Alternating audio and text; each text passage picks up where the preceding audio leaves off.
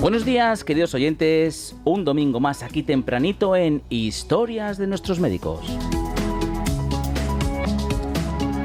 Un programa que lo que pretende es hacer un homenaje a nuestros doctores. Las personas que nos cuidan, que nos escuchan, que nos miman, que nos quitan el dolor, que nos curan, que nos salvan la vida.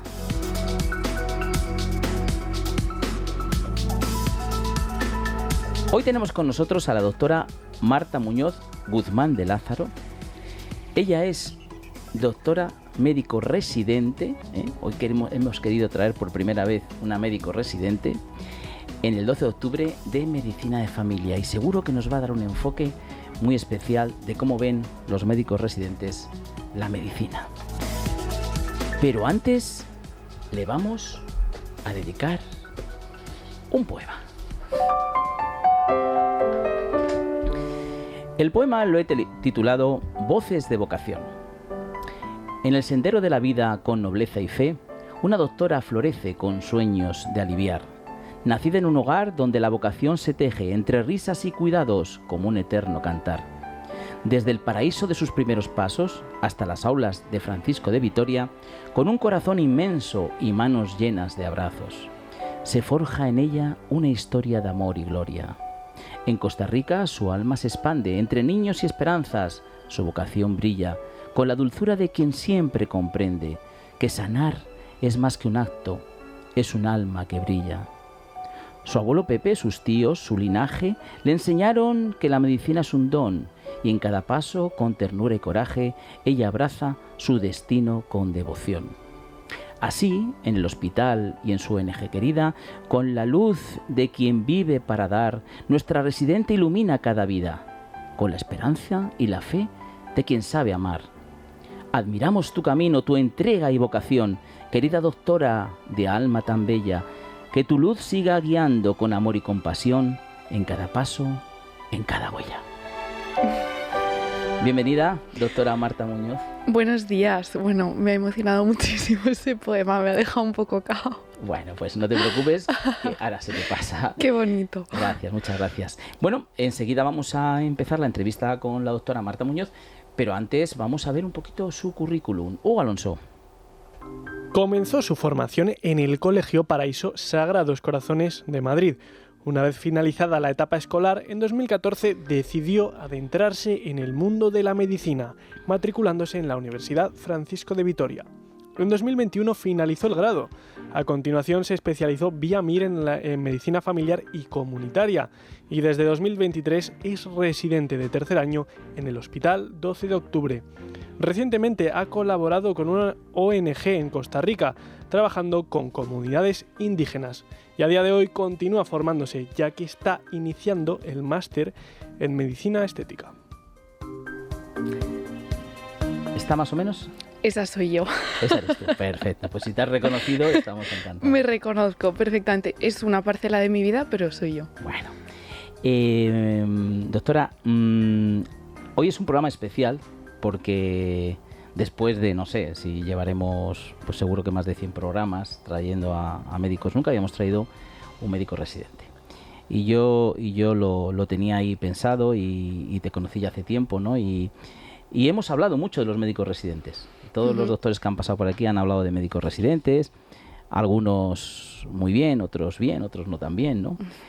Pero no mal, sino por cómo han cambiado las cosas, ¿no? Que para algunos médicos no ha cambiado para tan bien, ¿no? Sino en algunos casos que seguramente tú nos vas a dar más luz a esto, ¿no? Porque es de tu propia voz y de tu propia experiencia.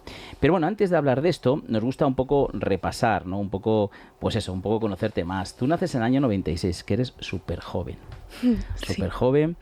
Tus padres, Leopoldo y María José, hermanos Santiago, Cristina y Álvaro. Y tienes un abuelo, Pepe, que sí que había estudiado medicina, ¿no? ¿O no? En realidad era su padre. Ah, su padre, Sí. Pepe, o sea, tu bisabuelo. Sí. Ah, muy bien. Pero, ¿te hablaban algo de eso o...? A ver, yo es que a mi abuelo no le conocí porque falleció Ajá. cuando mi madre y mi tía eran pequeñitas, pero sí que me han hablado siempre de mi bisabuelo.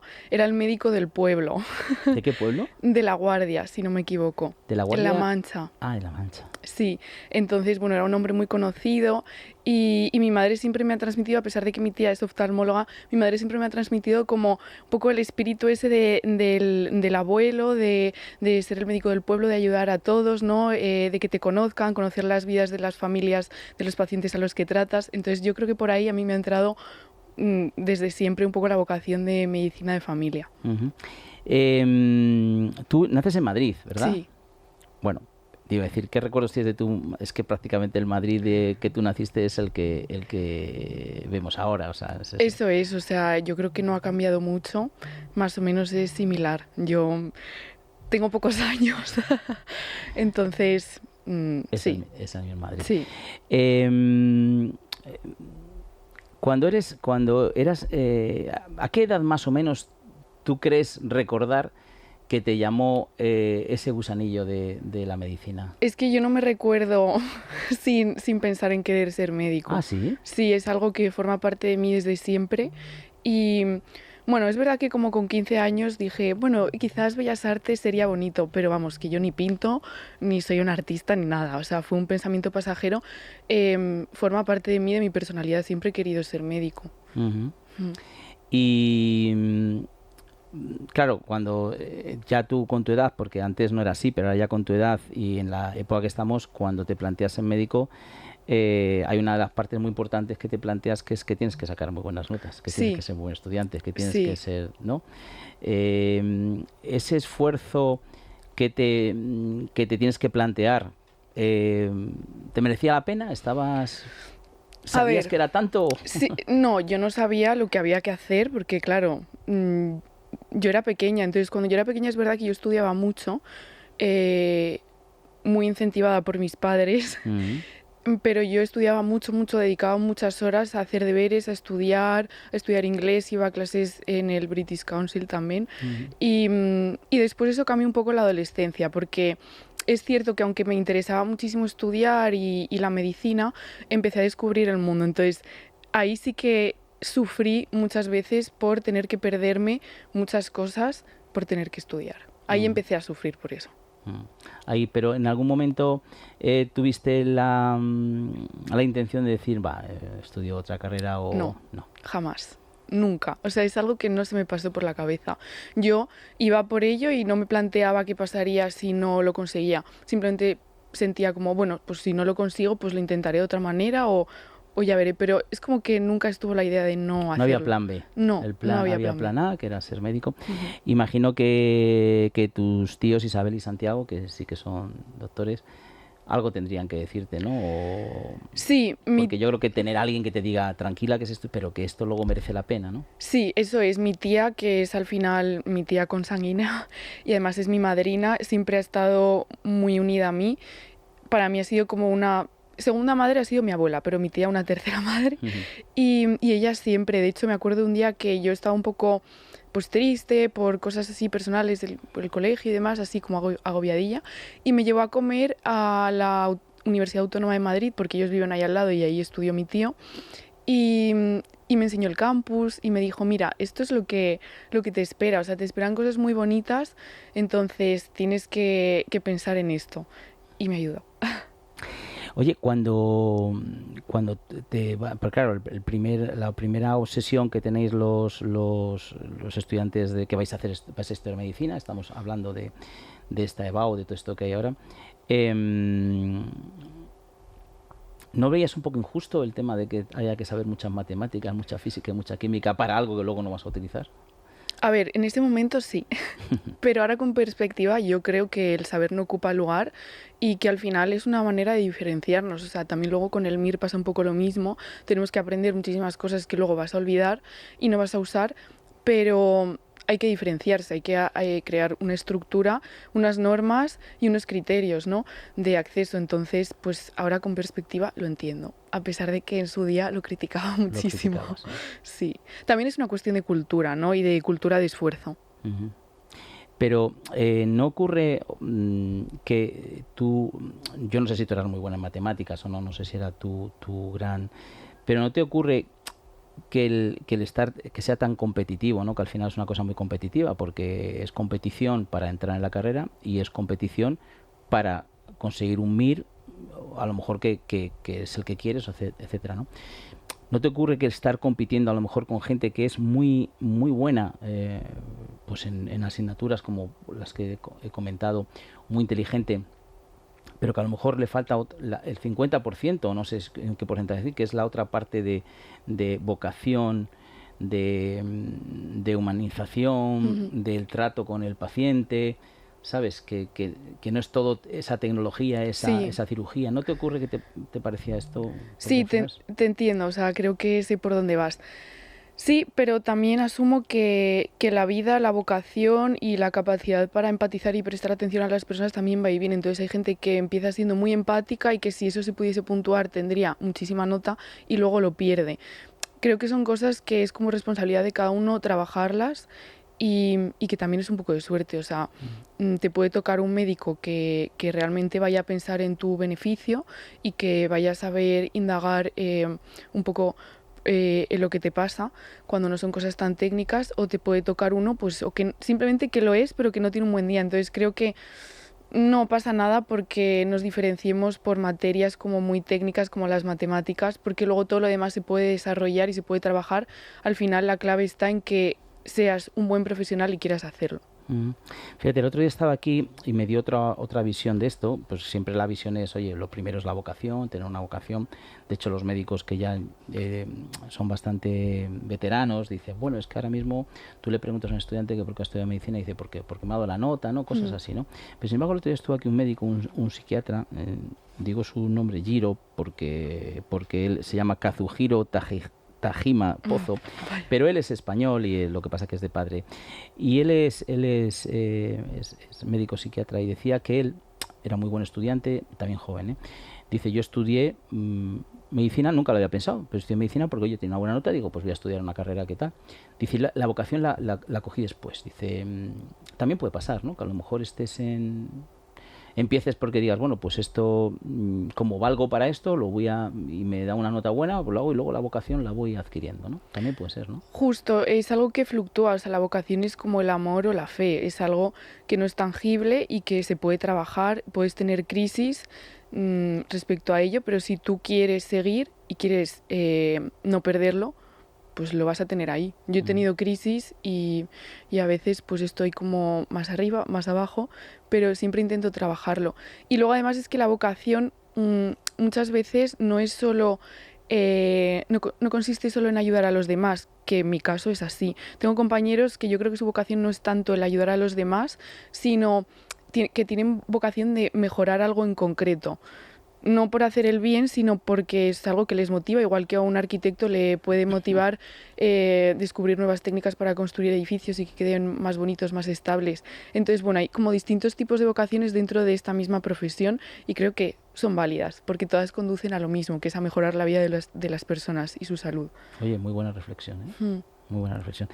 Estudias en el Colegio Paraíso Sagrados Corazones, ¿no? Sí, ¿Qué tal?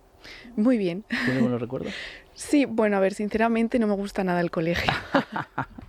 Bueno, pues has sido muy sincera. No te voy a engañar. O sea, bien, pero es que no me gusta la dinámica, no me Ya, gusta dedicar tantas horas a estar ahí como encerrado. Prefiero como, o sea, en mi mente creo que los colegios deberían ser como un poco más exteriores, un ya. poquito diferentes, pero bueno, entiendo que igual son así por algo, ¿no? Todavía no he descubierto por qué, pero no me encantó. Un modelo más, pues lo que hay en Suecia y todos Sí, estos son modelos sí. más, sí.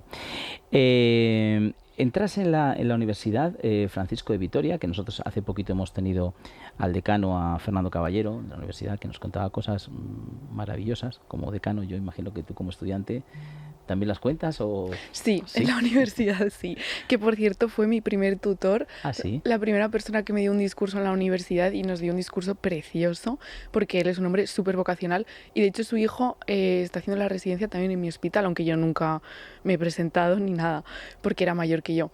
Y sí tengo recuerdos muy bonitos, o sea, fue una etapa preciosa a nivel personal, con los compañeros, se crea como un círculo bellísimo porque todos tenéis como mucha ilusión y demás, y aparte el campus es una pasada y la manera que tienen ellos de enseñarte, a mí sí me gusta, porque tiene un montón de parte práctica, tiene un centro de simulación que es espectacular, hay un montón también de cirujanos que van ahí a practicar talleres para aprender nuevas técnicas y no sé, está fenomenal.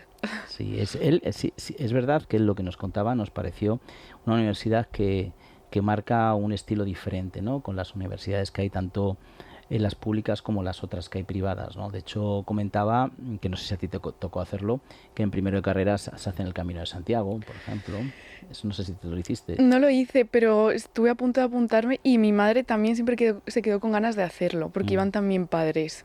Dice, para que se vea lo que sea un poco el camino hacia una meta y que si te salen ampollas, que tal, el compañerismo, que todo hay que hacerlo conjunto, ¿no?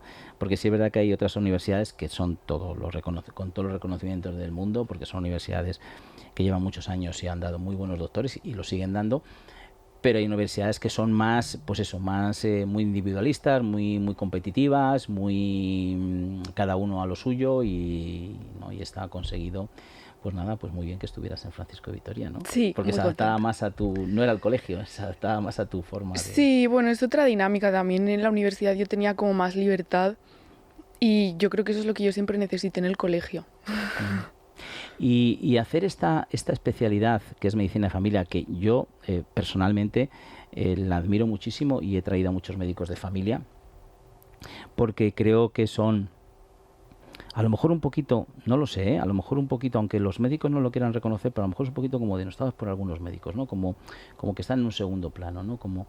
Y realmente es el médico que es nuestro médico, ¿no? O sea, si tú dices médico, yo por ejemplo no soy muy usuario de un médico de familia, pero sí mi madre, y la llama y la pregunta, ¿y qué tal estás? Porque ahora creo que está un poquito mejor, ya no, yo creo que hay como mínimo 10 minutos para poder atender, o sea, quiero decir que se ha mejorado, que ya no es ese atasco, ¿no? De tal. ¿Eliges medicina de familia porque no puedes acceder a otro tipo de MIR o porque realmente estabas...? No, yo lo elijo porque lo quería. Yo antes de hacer el MIR sabía que quería hacer familia. De hecho, pues durante mi preparación del MIR yo apuntaba a más o menos un puesto para familia que no suelen ser muy altos. Con lo cual, siempre, o sea, durante la carrera pensé en hacer alguna otra especialidad, pero siempre acababa pensando en hacer familia. Me parece que es la más completa y en la que yo iba a ser más feliz y la que más podía aportar. Entonces sí, yo la elegí. Muy bien. Pues nada, vamos a dejarlo un momentito aquí porque luego vamos a hablar efectivamente de lo que es su trabajo, de lo que son los médicos residentes, de lo que son los hospitales. Pero antes, Marta, nos vas a permitir que te hagamos un regalo musical. Vale. Marta, cuéntanos. Es que se me ponen los pelos de punta. Oye, yo no la conocía, ni te soy sincero, ni la cantante, ni y cuando te pedí varias canciones y vi las varias y esta me pareció preciosa la canción, ¿no? Si la escuchas además me parece... Es increíble, o sea, es que me siento súper identificada. Eso te voy a preguntar, ¿te define a ti? Sí. Me di cuenta en un momento de mi vida justo cuando estaba despegando un avión. ¿Sí? Estaba ahí escuchándola y también era como un momento muy épico porque era la primera vez que viajaba sola fuera de Europa. Entonces fue un poco peliculero, pero realmente la he escuchado muchísimas veces después y es que me siento muy identificada con la canción. Es como una oración para mí. Es preciosa. Bueno, dinos la cantante y la canción, que no lo hemos dicho. Pues no, es que... Se me ha olvidado a mí también decirlo. Sinceramente no estoy segura del nombre porque... Yo te lo digo. La bien querida, no. La bien querida y la cantante se llama Dinamita. Es que soy lo peor para recordar nombres. Pero sí, yo... Dinamita. Así que ya saben, la pueden escuchar, es preciosa y así la escuchan entera. Bueno, pues después de esta bien querida de Dinamita, llegó el momento de la Real Academia Nacional de Medicina de España, una institución donde trabajan médicos y científicos con el fin de promover la investigación y mejorar la sanidad. Guadalupe Sáez, su responsable de comunicación, nos cuenta cada semana las novedades de la Academia. ¿Qué tal, Guadalupe? ¿Cómo estás? Hola, Adolfo. Buenos días a todos los oyentes y a la doctora que tienes junto a ti. Os cuento dos temas. Primero, se cumplen 50 años del ingreso como académico del profesor Francisco Orts Llorca. Falleció en 1993, pero su aportación a la medicina fue extraordinaria y se materializó en la investigación y la docencia de la anatomía y de la embriología, así como en el liderazgo de una escuela científica en ambas materias. Entre sus grandes aportaciones destaca el desarrollo embrionario del corazón y de los grandes vasos, tanto en su fase inicial, la denominada fase plexiforme de Orts-Llorca, como en la génesis de los tubos cardíacos y la fusión de estos. Para rendirle homenaje, la RANME ha organizado una exposición donde se muestra su biografía, su gran actividad investigadora y docente, así como su papel destacado como académico de número. Todos los oyentes pueden visitar la exposición en la sede de la Academia, en la calle Arrieta 12, aquí en Madrid, en horario de lunes a viernes de 10 a 3 y también los martes de 4 a 8. Pues genial, Guadalupe, nos apuntamos a la exposición. Entiendo que estará abierta hasta el 31 de julio, ¿no? Porque en agosto la academia está cerrada, ¿es así? Así es, Adolfo. ¿Y cuál es el otro tema que nos querías comentar, Guadalupe? Pues se trata de una iniciativa de vacunas ejemplar. La Asociación Española de Vacunología ha celebrado recientemente la segunda edición de sus premios AEV Awards, una iniciativa que premia aquellos proyectos que aumentan las coberturas de vacunación. Al acto de entrega, que tuvo lugar en la Real Academia de Medicina, asistieron miembros de la Asociación Española de Vacunología y el profesor Jorge Albarra Ezquerra, académico de número de la RANME. En primer lugar, en la categoría de Buenas Prácticas en Atención Primaria, resultó ganador el proyecto de la Unidad Geriátrica LARRAD por su iniciativa vacunal basada en un nuevo modelo de atención a las residencias. Se trata de una estrategia de vacunación para gripe, COVID, herpes zóster y neumococo, puesta en marcha por esta unidad que atiende a más de 1.000 personas en 20 residencias de mayores. Este modelo de atención integral en las residencias consiste en elaborar un listado de pacientes candidatos a la vacunación en cada residencia, solicitar las autorizaciones pertinentes a los pacientes o sus familias y coordinar con cada uno de los centros la vacunación de los residentes. La estrategia incluye además un seguimiento post-vacunación y el rescate de pacientes que no se pudieron vacunar en la fecha acordada. En segundo lugar, el premio a las buenas prácticas en atención hospitalaria recayó en el proyecto Inmunocode RC, presentado por el Hospital Universitario Ramón y Cajal de Madrid. Se trata de una iniciativa pionera para identificar, categorizar y monitorizar sistemáticamente a pacientes inmunodeprimidos para fomentar la vacunación en este colectivo. Mediante la información cruzada de los servicios de farmacia y admisión, de historia clínica electrónica y del sistema de información vacunal, se clasifica a los pacientes en 3 niveles de inmunosupresión y se valora a aquellos susceptibles de ser vacunados, facilitando circuitos de citación directa desde medicina preventiva. Y por último, el premio Buenas Prácticas en Salud Pública, que fue para un algoritmo interactivo desarrollado por el Servicio de Vigilancia en Salud Pública e Inmunizaciones de la Dirección General de Salud Pública del Gobierno de Aragón. Este servicio facilita la indicación de vacunación frente al neumococo en adultos según las recomendaciones autonómicas. En ocasiones, las recomendaciones de vacunación frente al neumococo pueden resultar un poco complejas por la gran cantidad de factores que entran en juego, como la edad, la pertenencia a grupos de riesgo, el historial vacunal. Así que esta aplicación web interactiva, accesible también desde el móvil, se basa en un algoritmo que en función de la información introducida señala si es necesario o no vacunar a un determinado paciente. Efectivamente, Guadalupe, tenía razón. Son iniciativas que se merecen un reconocimiento por la gran labor que realizan a la hora de vacunar a la población. Y muchísimas gracias, Guadalupe, y hasta la semana que viene. Un fuerte abrazo. Un abrazo, muchas gracias para vosotros. Si hablamos de rendir homenaje a los médicos, hay presencias que son imprescindibles. Uniteco lleva años acompañándolos, aliviando la carga de los trámites legales y administrativos que tantas veces complican su día a día. Y por supuesto, no podía faltar Salvador de Almas, una canción que pone música al compromiso, al apoyo y a la entrega que tanto Uniteco como este programa ofrece a quienes dedican su vida a cuidar de los demás.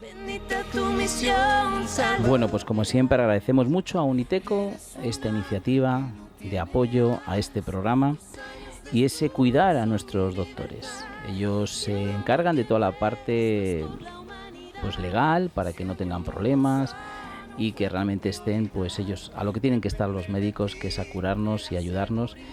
y que Uniteco pues está detrás con ellos. Muchas gracias a Uniteco por estar aquí siempre.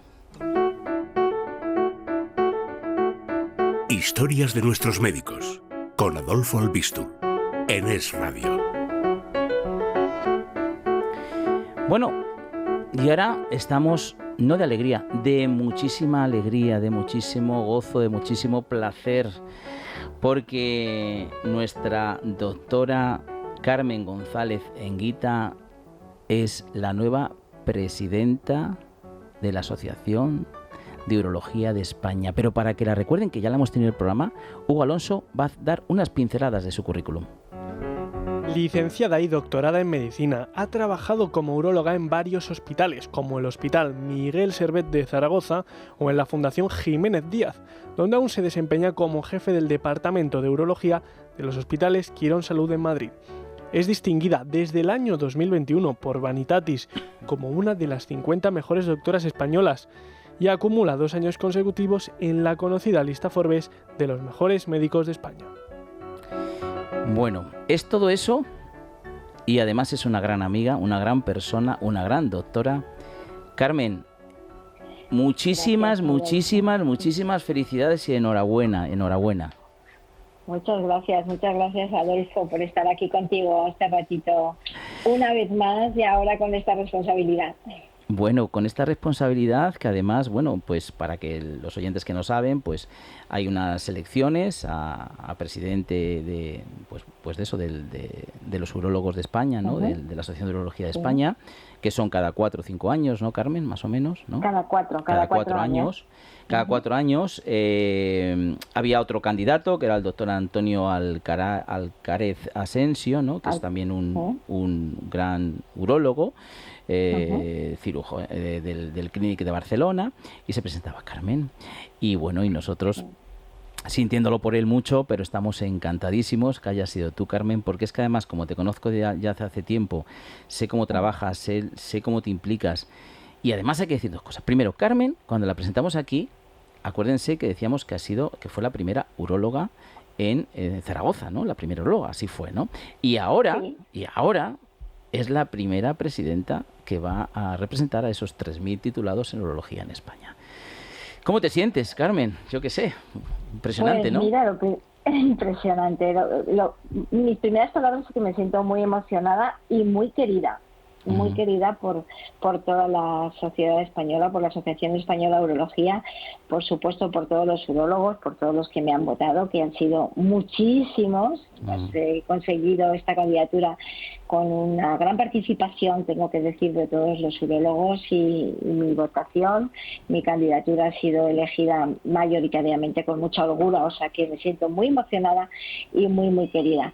Y lo segundo que siento es que, permíteme que diga, creo que estamos haciendo historia, estamos rompiendo ese techo de cristal, estamos marcando un hito. He sido la primera mujer candidata. Bueno, también. Hubiese salido, claro, nunca una mujer se había atrevido, había tenido esa decisión importante en la vida, en nuestra profesión, de presentarte a la presidencia, y con eso ya me hubiese quedado, hubiese sido la primera candidata, pero es que además pues he conseguido la presidencia, con lo cual imagínate cómo me siento. Orgullosa de todo esto. No me extraña, Carmen, además, y estamos orgullosos todos los que te conocemos y sabemos cómo trabajas y tu gran labor a nivel profesional y a nivel personal. Carmen, para que así los oyentes de a pie, ¿qué hace una presidenta de esa asociación? ¿Cuáles son un poco su actividad? ¿En qué beneficia, ¿no? a la urología en España?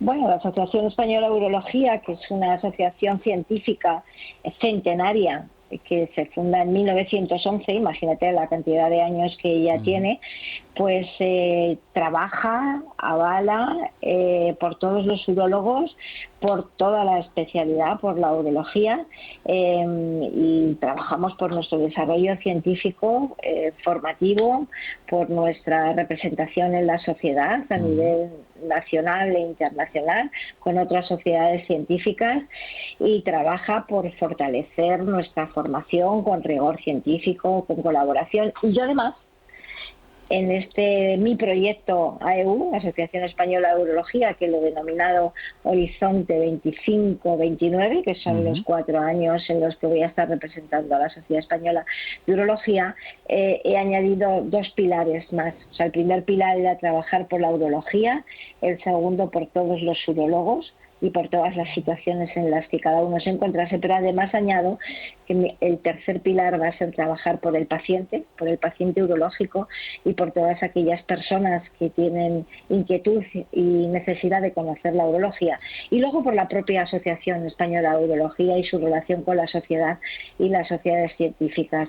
Creo que la Sociedad Española de Urología debe ser la casa de todos, tiene que ser lo que nos una, donde vayamos a contar lo que hacemos, a conversar, a compartir y aprender unos de otros, y de alguna manera pues tiene que ser el lugar de encuentro, de amistad profesional, donde todos nos sintamos muy a gusto y muy felices trabajando por la misma causa, que en definitiva es por la salud y por el bienestar urológico de nuestra población, de toda la población, de todos los pacientes. Pues conociéndote, Carmen, estoy seguro que lo que estás diciendo lo vas a cumplir y vas a luchar por ello, porque te conozco que eres una mujer de palabra. Y lo que yo no sé es dónde vas a sacar tiempo, Carmen, porque llevas la fundación, ¿cómo vas a hacer? El tiempo es el que es para todo, es nuestro mayor aliado y nuestro mayor enemigo a la vez, porque es limitado, porque es finito. Claro. Lo que tengo que hacer es priorizar temas en este momento de mi vida y sobre todo lo más importante, tener una agenda bien organizada, pero lo más importante, quiero decir, es rodearme de los mejores.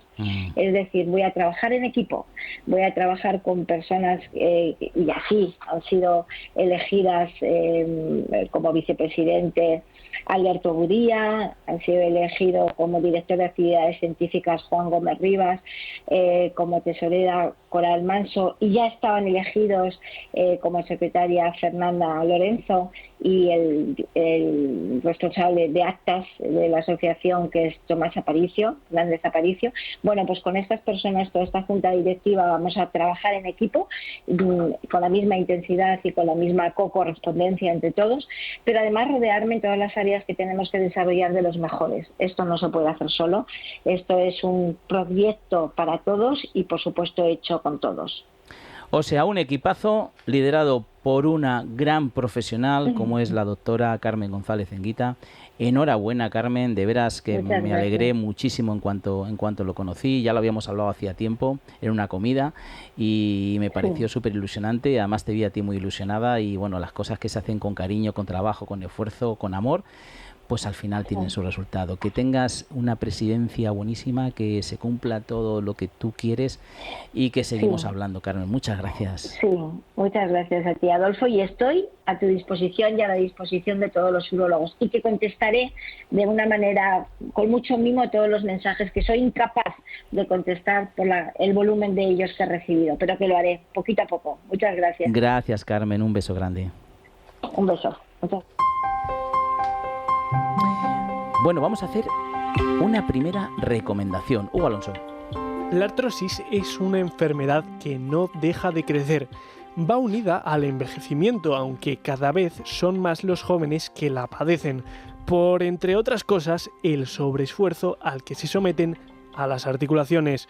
Si eres una de las 7 millones de personas en nuestro país que la sufren las manos, los guantes de Relax Quantic Nanotech es el tratamiento más efectivo que vas a encontrar para aliviar el dolor y la rigidez de tus dedos, gracias a la terapia basada en ondas pulsantes electromagnéticas.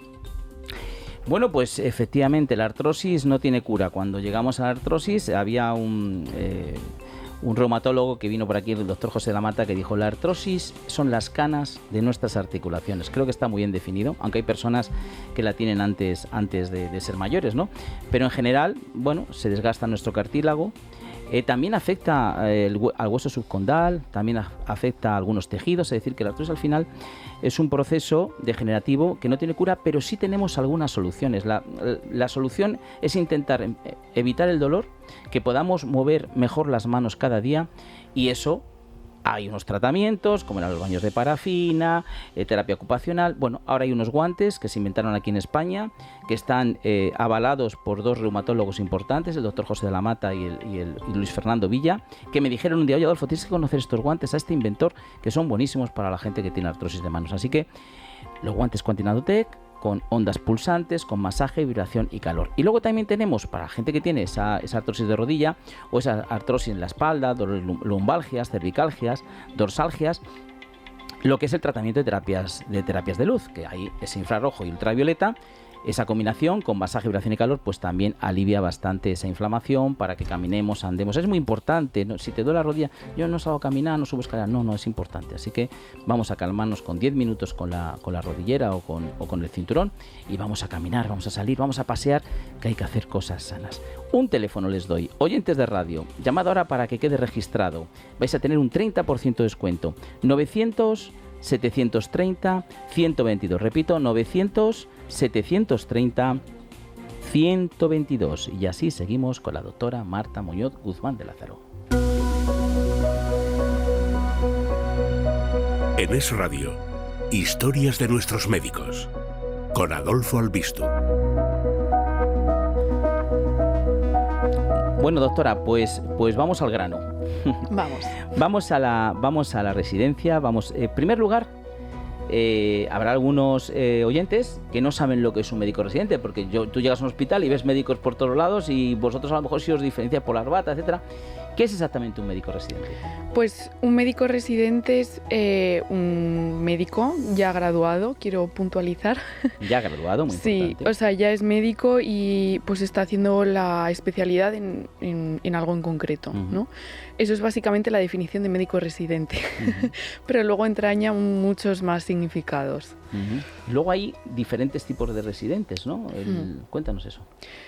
Bueno, el R1, el R... Claro, o sea, va por años, ¿no? Entonces, hay especialidades que duran 5 años y otras 4. Entonces, cuando eres R1 es como que estás en primero y así pues vas subiendo. Entonces, en función del año en el que estés, tienes unas funciones, unas obligaciones y unos derechos.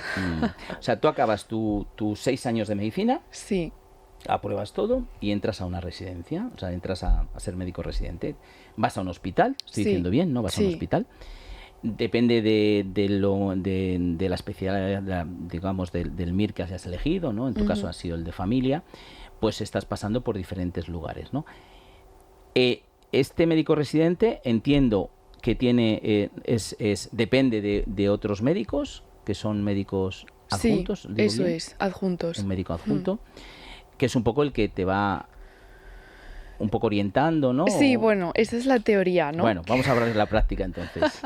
La teoría es que todo médico residente, bueno, la teoría y la ley dicta que debe estar supervisado por un adjunto en todo momento, pero es verdad que la práctica no es así. Normalmente somos como las familias desestructuradas, ¿no? Que los hermanos se crían unos a otros, entonces al final quien te supervisa a ti es tu residente mayor, es decir, si eres R1, pues el R2 o a veces también tu compañero, pero bueno, siempre hay resis mayores que te están supervisando y es verdad que si hubiese algún problema grave, nadie tiene que alarmarse realmente en principio, porque se llama al adjunto y el adjunto pues se entera de lo que está pasando y pone cabeza a lo que haya que resolver. O sea, esto es un poco, entiendo yo, Marta, si no me corriges, un poco por la sobresaturación que tenemos de pacientes y que, bueno, que al final hay que... ¿no? Sí, es por eso, ¿no? Sí, yo creo que realmente somos la base del sustento de la sanidad porque estamos ahí.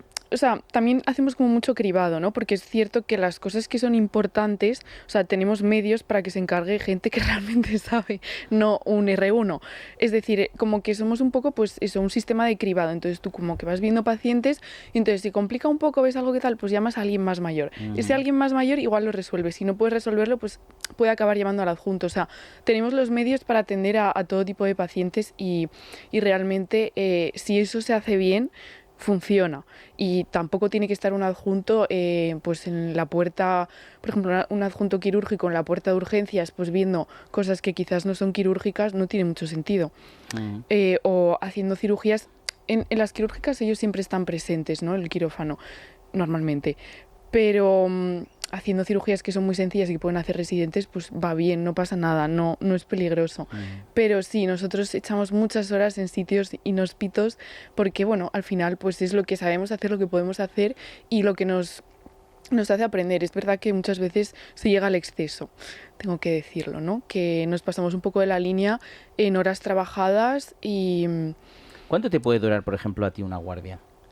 Las guardias duran o 24 horas para residentes.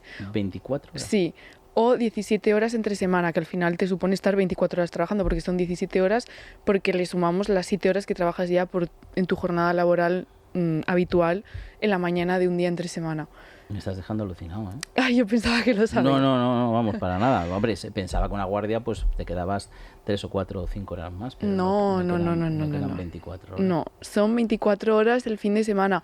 Y en concreto, en el servicio que estoy yo, en la urgencia del 12 de octubre, hay un altísimo porcentaje de guardias de fin de semana en las que no se duerme. O sea, claro, porque sí que podéis en un momento determinado dormir un poco, ¿no? ¿Cómo va la guardia? Así, ¿no? Nosotros lo que hacemos es que paramos una hora para comer, otra para cenar, según cómo esté la cosa, a veces es un poquito menos, pero se suele respetar la hora, y después pues, te pones a seguir trabajando después de cenar y hasta que no esté la situación suficientemente controlada, eso va un poco a criterio del adjunto que haya o del resi mayor que haya, ¿no? Dependiendo del día, hay gente que es más laxa y gente que es un poquito más estricta, pero según lo controlada que esté la situación, pues a lo mejor a veces en una guardia buena a las 4 de la mañana se puede plantear lo que llamamos partir. Partir es que de 4 a 8, que es cuando acaba la guardia, nos dividimos en 2 grupos y dormimos 2 horas unos y 2 horas otros, mientras los otros trabajan. Entonces sí, a veces se puede dormir 2 horas. Madre mía. Yo creo que ustedes se están quedando igual de helados que yo, ¿no? Porque es que cuando dicen trabajar, no es trabajar que se sientan en una mesa y escriben. Es trabajar, es ver pacientes, es no parar de ver pacientes, no paras, o sea, no paras. O sea, trabajar es, veo uno, le exploro, hago la anamnesis, pido cosas, si hay que pedir, pongo tratamiento, siguiente. Me levanto, voy a buscar al siguiente, así. ¿Qué les parece? Porque yo, vamos, no sé si ponerle una estatua a todos los residentes o 2 estatuas, ¿eh? Es increíble, es verdad. Has dicho algo que es muy interesante, que es que sustentáis un poco el sistema, ¿no? Porque al final hace falta los médicos, no hay suficientes como para que pudierais hacer un horario como hace una persona normal, 8 horitas, se va a su casa, vuelve al día siguiente, otras 8 horitas, ¿no? Pero esto, no sé, yo creo que en algún momento tendrá que cambiar, ¿no? Aunque sí, ahora estoy pensando yo, decíamos de la vocación, si no tenías vocación, al final la vas a tener que tener, porque o tienes vocación o sales corriendo. O te asustas, ¿no? Sí. O te asustas. Hay mucha... Dentro de los residentes que tus compañeros, porque el otro día estaba aquí, este médico estaba aquí, que era psiquiatra, decía que mucho médico que tiene que tirar de fármacos para poder aguantar y todas estas cosas. Bueno, eso es algo que se gestiona cada uno. Pero sí pasa, o sea, sí. Pero para aguantar las jornadas, dices, sí, estimulantes. Las jornadas, el estrés, el no sé qué. A ver, yo sí que sé de compañeros que han tenido problemas de salud mental. Eso es. Sí. Existen. O sea, hay muchos compañeros con problemas de salud mental y eso es real. Es por la sobrecarga. Yo, de hecho, tuve un problema en enero en una guardia y estuve unos días un poco embajonada. Cuéntanos el problema, porque yo creo que me lo sé. Cuéntanos el problema. Me parece que me lo has contado. Cuéntanos. Bueno, pues... Que esto pasa, ¿eh? O sea, esto no crean que es que no lo estamos inventando. Esto pasa. Es real, es real. Es real. Tuve una guardia de 24 horas, creo que fue el 4 de enero, en plenas Navidades, que son, bueno, el pico de mayor trabajo que hay en las urgencias generales están en Navidad, ¿no? Por todos los virus que hay circulando por las cenas y demás festividades y reuniones sociales. Entonces yo estaba en un área que es de consultas, que es como donde se tría las patologías que inicialmente parecen las consultas como más sencillas, ¿no? Y entonces, en ese área a veces hay 2, pero normalmente te comes la guardia de 24 horas tú solo. Como residente a veces mandan a otros residentes a ayudar, pero generalmente tú solo. Y entonces estuvimos oscilando en rangos de entre 80 y 120 pacientes, a pesar de que yo no paraba de ver pacientes. Y esto de la consulta entraba uno, salía. Y bueno, pues toda la sala de espera estaba muy crispada, evidentemente, ¿no? Porque había muchísimas horas de espera. Yo cuando cogí el pase por la mañana llevábamos una espera de 7 horas y lo cogí a las 7 de la mañana. O sea, había gente que había llegado a las 11 de la noche y todavía seguía ahí. Y bueno, eso era como un poco tercermundista. Entonces hubo como muchos gritos ese día, golpes en la pared, en las puertas y demás, desde primera hora de la mañana. Y a las 5 de la mañana ya fue como el colofón. Yo evidentemente estaba ahí, llevaba desde las 8 de la mañana y eran las 5 de la mañana del día siguiente. Y entonces, pues bueno, hubo un paciente ya, pues hubo un episodio que no fue solo golpes, insultos, sino que dijo algo, emitió una amenaza verbal que, como él llevaba mascarilla y yo al final no conozco a la gente ahí porque es una urgencia y yo pues no sé quién es quién, me hizo tener miedo, me hizo pensar que igual podía llevar a cabo esa amenaza verbal. Entonces, bueno, llamé a seguridad y llamamos a la policía y se lo llevaron detenido. Después él no era el paciente, él era el acompañante, yo tuve que atender a la paciente. Madre mía. A pesar de que se lo habían llevado detenido, pero sí, y seguí trabajando hasta las 8. Joder. Sí. ¿Y para eso os preparan? No. Nos preparan. No te preparan para eso. Que sería conveniente. Porque no son casos, hombre, no son el 100%, pero no son casos aislados. Sí. Yo he visto muchas veces cuando se empiezan las cosas a la gente a ponerse nerviosa, que está esperando y tal, no sé qué, y a mí no me han atendido y todavía no sé qué, y ha entrado el otro, ¿no? Te preparan un poquito para resolver conflictos, ¿no? Porque al final trabajas con personas. A mí en mi universidad sí que me prepararon un poco para resolver conflictos, pero bueno, esto es enfrentarte a la violencia, no es un conflicto, es violencia. Entonces, es cierto que yo como que luego me di cuenta los días posteriores porque justo tuve esa guardia, luego tuvimos el juicio que fue rápido al día siguiente, bueno, el día 6, sí, al día siguiente, y del juicio me tuve que ir a la guardia porque yo hacía 4 y 6 y todo el mundo me preguntaba, estaba el jefe de la guardia como muy interesado en saber cómo llegaba yo del juicio, y yo llegué y dije, no, yo estoy bien, y me puse a trabajar y me hice otra guardia de 24 horas y yo creía que estaba súper bien, pero es verdad que después me dio un poco de bajón y me entraba como un poco de sensación extraña cuando pasaba por ese área de la urgencia, los días posteriores, y claro, para eso no te prepara nadie, te dice, oye, pues mira, los próximos días te vas a sentir así y tal, pues lo vas experimentando tú. Hay gente que tiene menos recursos para luego, si se expone a una situación así, pues poder salir adelante y digerirla. Bueno, pues 2 cosas que sepan. Una, que las guardias dicen, bueno, y si no, pues que no hagan guardias. Es que en las guardias va el dinero que pueden ganar, que sea realmente interesante, ¿no? En las guardias es donde, bueno, pues donde podéis sacar ese plus que puede compensar un dinero que en residente es muy poco, ¿no? Después de haber estado tantísimos años. Y otra cosa importante, que sepan lo que están haciendo, el tiempo que llevan, es decir, que en todo caso, como nos llamamos pacientes, los que tenemos que ser pacientes somos nosotros. Porque que estos doctores que están ahí, pues os lo está contando la doctora Marta Muñoz, son humanos, no son máquinas y hay que comprenderlos. Así que les pido, yo sé que seguro que los oyentes pues ya lo tienen en conciencia, pero les pido que tengamos esa consideración con los médicos cuando vamos a los hospitales y les vemos ahí apurados y que bueno, si tenemos que esperar, pues esperar, no se preocupen que si es algo muy urgente no van a tener que esperar.